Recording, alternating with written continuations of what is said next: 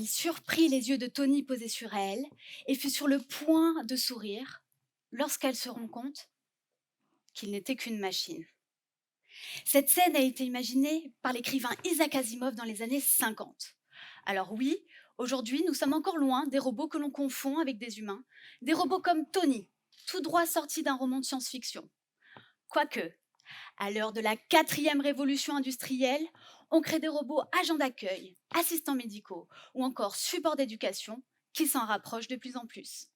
En tant que psychologue social, j'essaye de comprendre et d'expliquer les comportements et les attitudes des personnes face à ce type de robots qui ont la spécificité de pouvoir interagir avec nous et d'avoir une apparence humanoïde ou animale et souvent enfantine.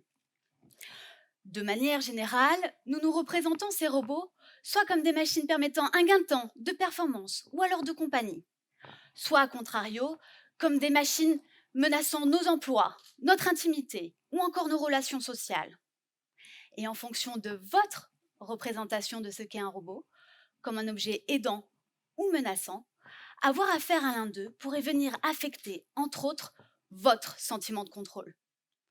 Or, le contrôle est un besoin fondamental pour l'être humain, lui permettant de s'adapter aux événements. C'est donc un besoin qui doit être maintenu ou rétabli.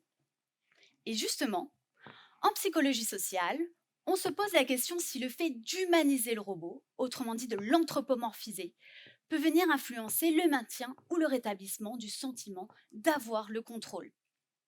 Nous allons prendre l'exemple des maisons de retraite. Des études ont montré que certains résidents pouvaient ressentir un sentiment de perte de contrôle sur leur vie. Effectivement, on leur dit quelle activité faire, à quelle heure et quand manger. Et cette perte de contrôle a des conséquences importantes sur leur santé. Alors, imaginons rien qu'un instant intégrer Tony dans le quotidien de ses résidents.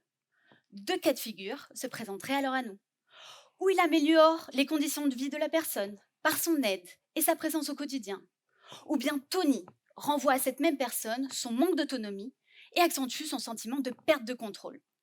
À ce stade de ma thèse, je développe un outil qui permettra de mesurer scientifiquement votre perception de la ressemblance de Tony avec un être humain, physiquement et mentalement. Une fois cet outil développé, il sera utilisé dans des expérimentations qui permettront d'observer les conséquences sur son acceptabilité et si cela se passe de manière différente selon que l'intégration du robot se fait chez nous, au travail ou encore en institution. Car bien évidemment, mon vœu, c'est que nous sachions toujours et en toute conscience que sourire à Tony, c'est sourire à une machine. Merci.